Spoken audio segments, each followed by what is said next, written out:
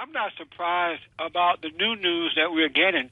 I said from day one that Michael Brown is a thug. In situations like this, Michael Brown, from the onset of me reading and catching up with this story, he has appeared to be the aggressor from the very beginning. Trying to sell drugs at 1 a.m. the night before really doesn't make Michael Brown an angel at all, nor does the fact that Michael Brown attacked Officer Darren Wilson. 911, what is your emergency? 911, what is your emergency? 911,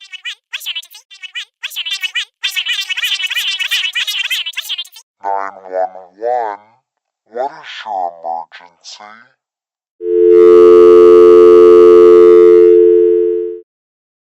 911, what's the address of the emergency? Please, Emmanuel Church is plenty people shot down here. Please send somebody right away. Emmanuel Church? Emmanuel Amy 110 Calhoun. And there's people shot? Yeah, he shot the pastor. He shot all the men in the church. Please come right away. Okay, my partner's going to be getting some help on the way while I get a little bit more information from you, okay? Stay on the line with me. He just stood by the young man laying on the ground, and I made the statement to my fiance, he's not going to come and check him, feel him to see if he feel a pulse or anything. Bubba, where is the shooter? He's in the office. The officer know he's dead. He was like, the way he was shooting to kill. At some point when I first came into the business, 40 years ago, you almost stopped fighting. You were worn down by the misperceptions, of who black people were and the stereotypes, and you just were going along to get along.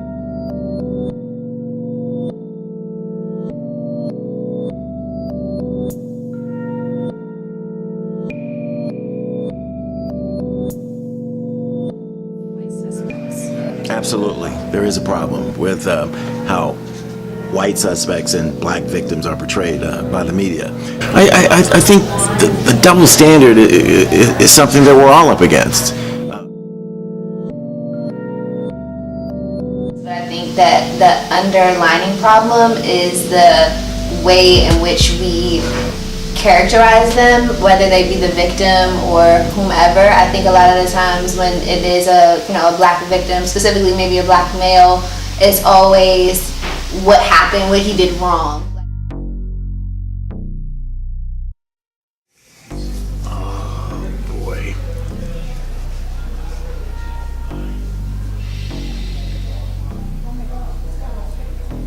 Is there a problem? I mean, let me just be real here for a second. I mean, it's very easy for me to be befuddled by that question because I'm a white guy who lives in the suburbs. I mean, I guess if I was to admit that there was a problem, I would be a part of that problem. I think part of the problem is racial. I think part of the problem is cultural. I think part of the problem is sensitivity, and it's not always easy to find somebody to blame for this. A lot of it has to do with who we are. I think a lot of people, reporters that grow up white, are accustomed to having more sympathy, than whites who get into trouble. Something happened. They made a mistake. They took a bad turn. Something happened to them. I think a lot of times when it comes to a black person, the person is stereotyped, especially if the white reporter hasn't had anything to put this into context, has had no relationships, no lasting relationships with black people or the black culture. If you come from a society where it's for the most part white, okay, there's a fear on your part. There's a problem of the unknown, and so you buy into the stereotypes. The black people more violent. That black people, for the most part, are more suspicious, probably have some kind of criminal record, if only a misdemeanor record. We're more hostile toward police. We hate white people. They buy into all of those stereotypes, which are unfair and untrue. I don't think you have the same problems and issues with black journalists and black police officers, if you will, because we've had the experience. In coming up, we were inundated with the white culture, so we know about white people. We know that there's no stereotype one white person or one guideline fits all white people. They don't have that same respect and understanding of our culture, which makes it very dangerous for us. And I think when you see the cases where blacks are stereotyped, that affects black people too, because we see the same images. We start seeing those images of ourselves, and if you're young enough and impressionable enough, you start believing that. And so it's a problem.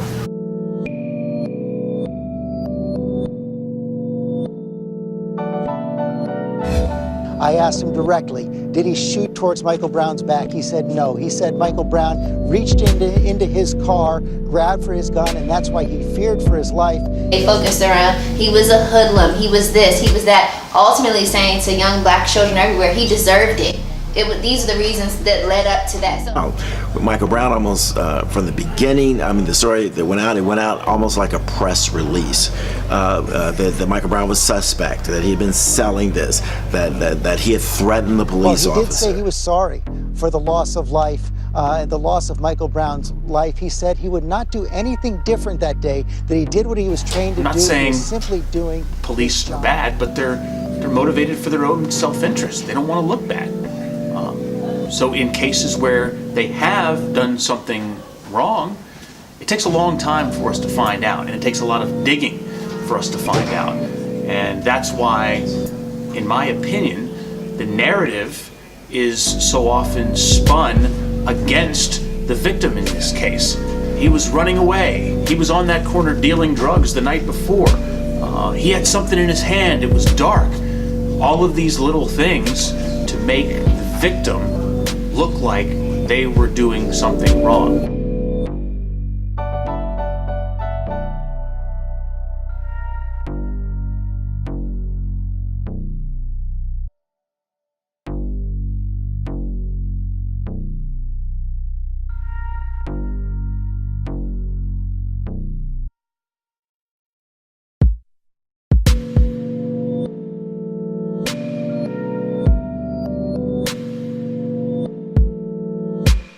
When there is a white suspect, we tend to focus on, oh, he was a troubled child, or he had issues in the home. We're constantly seeing the media reach out to relatives to validate that he was a good person and he wasn't.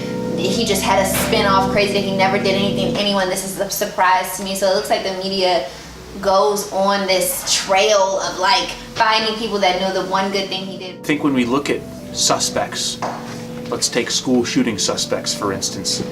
When you look at a group of school shooting suspects, you always want to know why. You want to know what's going on in their head. You want to know what access they had to weapons. What was their family life like? What was their home life like? You don't want to immediately chalk something up to being some sort of mental illness. You want to get all of the information. I think for a long time, the Dylann Roof shooting was focused more so around him than the actual victims. Like we kept saying, oh, there's however many, I don't know the exact factual number, but however many of the victims, we never really went into highlight, what they did good in their life or what they had going on. It was really around Dylann Roof.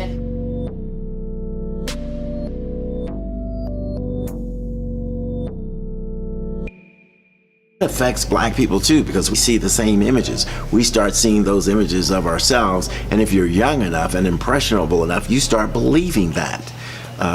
Every young black victim or suspect fits this pattern. It's almost as if you have to explain yourself.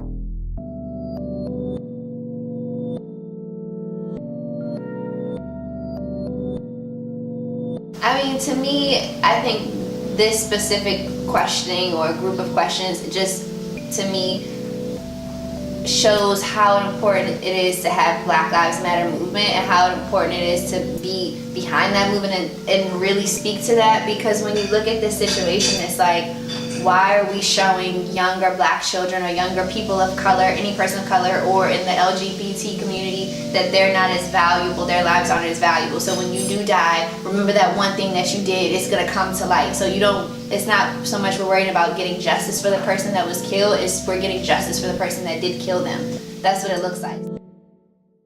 There are solutions. Diversity. You get more minorities on your staff, more blacks, browns, Asians on your staff. Not because we have to cover all those stories that involve black people, but we can help those white people. We can teach them what they didn't know coming in. Just like a lot of people come into journalism and they don't know the X's and O's, they learn those things. And so white people don't know they are capable of learning those that want to learn. Just like black people have to learn those things, that they don't know coming in. But you also have to have a management team that's willing to put the emphasis on diversity. They're the ones that actually hire people, and that should be part of the process of deciding who to hire and who not to hire.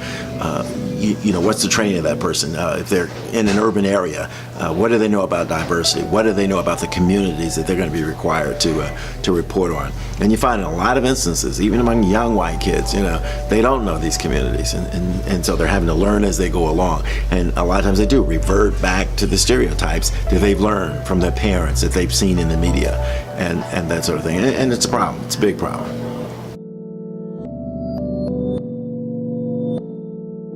I'm sorry, you can never feel my life.